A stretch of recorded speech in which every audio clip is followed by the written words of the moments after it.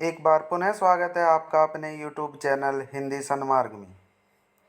आज हम इस कक्षा के अंतर्गत कक्षा 8 हिंदी वाटिका का पाठ 6 बहन जी का बड़ा दिन का पठन करेंगे। कृपया अपना प्यार यूं ही बनाए रखें और वीडियो को लाइक करें, शेयर करें तथा चैनल को सब्सक्राइब करें। पाठ परिचय।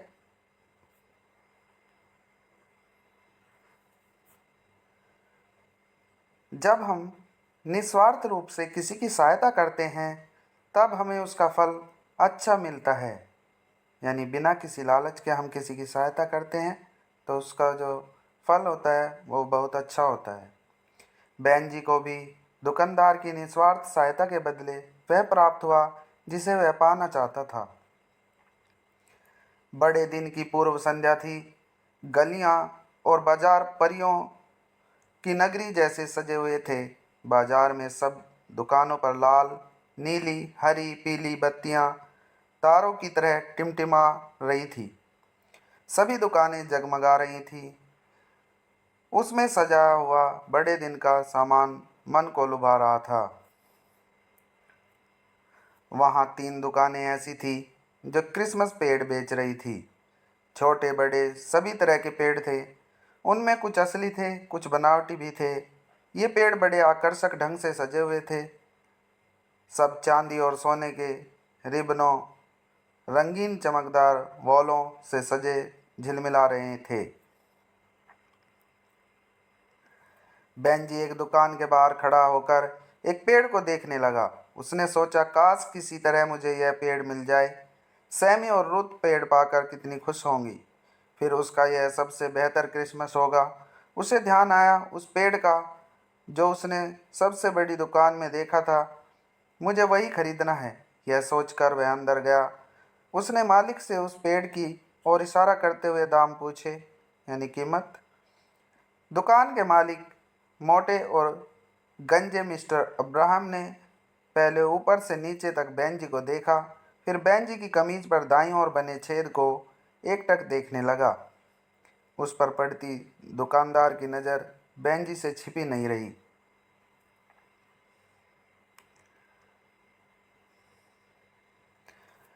उसने अपने दोनों हाथ कुछ इस मुद्रा में उठाए कि दायां हाथ के नीचे वह छेद दब गया। वैसे भी उसने सोचा, मेरे पास पूरे 28 रुपये हैं, इससे क्या फ़र्क पड़ता है कि मेरी कमीज में एक छेद है। यह 35 रुपये का है। क्या तुम खरीदना चाहते हो? दुकानदार के मुंह से यह बात सुनकर बहन जी का सारा विश्वास छिन भिन्न हो गया। उसे यह एहसास हो गया था कि जो पेड़ उसे इतना पसंद आया है उसे वह खरीद नहीं सकता। ये 28 रुपये जो उसने पूरे सप्ताह नुक्कड़ के ढाबे पर कठिन परिश्रम करके कमाए थे वे काफ़ी नहीं थे। उसने घंटों तक सैकड़ों ग्राहकों को भाग भाग कर भोजन परोसा था। वह अपनी छोटी बहनों सैमी और रुत के लिए पेड़ खरीदना चाहता था। वह तो समझ रहा था कि पेड़ 25 रुपये में ही आ जाएगा, बाकी 3 रुपये उसे और सजाने में काम आएंगे। क्या कह रहे हैं मिस्टर इब्राहिम? पिछली बार तो यह केवल 25 रुपये का ही था, बहन जी ने झिझकते हुए कहा। जरूर था, पिछले साल 25 रुपये का ही था, पर तुम्हें मालूम है न, तब से अब तक महंगाई कितनी बढ़ गई है। मेरी दुकान में कोई सा भी पेड़ 35 रुपये से कम नहीं है। मिस्टर इब्राहिम ने बेरुखी से कहा और पूछा, जल्दी बोलो, तुम्हें लेना है या नहीं? दुकानदार की बात सुनकर बहन जी का चेहरा श्रम से लाल हो गया। कितना कठोर आदमी है, सोचते हुए वह खिन्न मन से यानी दुखी मन से बाहर निकल आया। अपनी परेशानी में दरवाजे के पास रखी रेत की बाल्टी से भी टकराते टकराते बचा। जब दुकान में लोग उसके सारे पेड़ खरीद रहे हैं तब ऐसे में दुकानदार भला उसकी क्या परवाह करेगा। दुकान में भीड़ थी। माता पिता और बच्चे आपस में चिल्लाकर बात कर रहे थे कि उन्हें कौन सा पेड़ पसंद है। अब मैं कहाँ से बाकी के 7 रुपये लाऊं? बहन जी ने सोचा। उसे दुख हो रहा था कि इस बार उसके छोटे से घर में कोई पेड़ नहीं होगा। उसे अपनी बहनों का विचार भी परेशान कर रहा था। उसने उन्हें अब की बार बड़े दिन का पेड़ लाने और उसे खूब सजाने के लिए पूर्ण विश्वास के साथ सामान लाने का वादा किया था। यदि वह पेड़ नहीं ले गया तो उनके मन पर क्या बीतेगी। बल्कि उसने तो अपने मित्रों को भी आज रात खाने पर आने का निमंत्रण दिया था। पेड़ के बिना वह मुंह लेकर घर जाएगा और क्या अपने मित्रों को दिखाएगा। शहर के दूसरे छोर पर बहन जी का छोटा सा 2 कमरों का घर था। वहाँ ऐसी दुकानें और सजावट कहाँ थी। बहन जी उदास मन लिए जेब में हाथ डाले जूते से पत्थरों को ठोकर मारता हुआ इधर से उधर घूमने लगा। बाजार के एक सिरे पर एक आधी बनी हुई इमारत खड़ी थी। शाम होने के कारण वहाँ बहुत वीरानी छाई हुई थी। बहन जी थोड़ी देर के लिए एक रेत के टीले पर जा बैठा। ठंड के मारे वह कांप रहा था। फिर उठकर बाजार में आ गया। सोचा दोबारा पूछे, हो सकता है उन्होंने दाम गलत बता दिए हों। पर तभी दिमाग ने झटका दिया कि नहीं, वास्तव में सबसे छोटे पेड़ का मूल्य 35 रुपये ही था।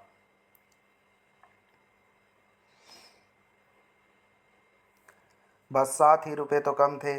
मैंने क्यों नहीं पिछले हफ्ते और 7 रुपये कमा लिए और 2-4 दिन ढाबे से ज़्यादा काम कर लेता तो कमा ही लेता।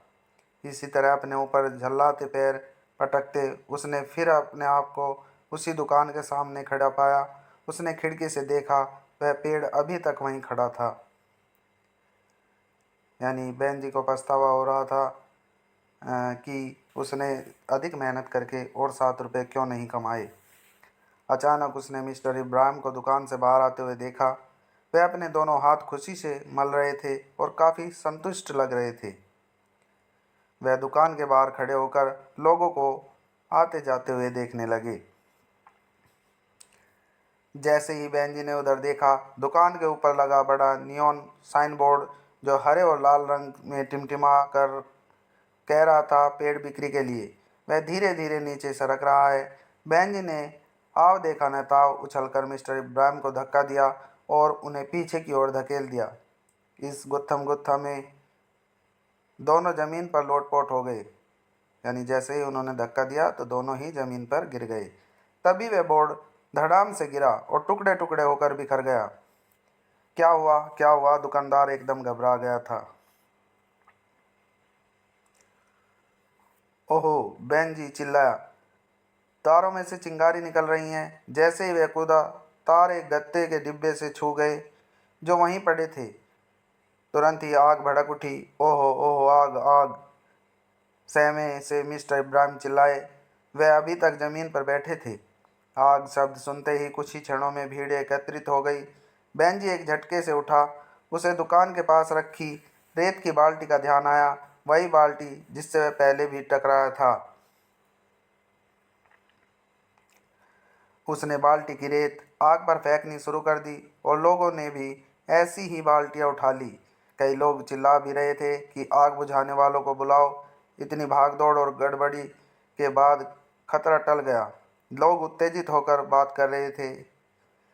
किसी की आवाज़ सुनाई पड़ी, यही वह लड़का है जिसने मिस्टर इब्राहिम की जान बचाई। कितना चतुर है! यह इशारा बहन जी की ओर था। और आग बुझाने में भी इसने कितनी फुर्ती से काम लिया, किसी दूसरे ने कहा। सारी बात सुनकर मिस्टर इब्राहिम ही भी मन ही मन बहन जी का गुणगान कर रहे थे। उन्होंने बहन जी का कंधा दबाया और बोले, मैं तुम्हारा किस तरह से धन्यवाद करूं? तुमने आज मेरी जान बचाई है।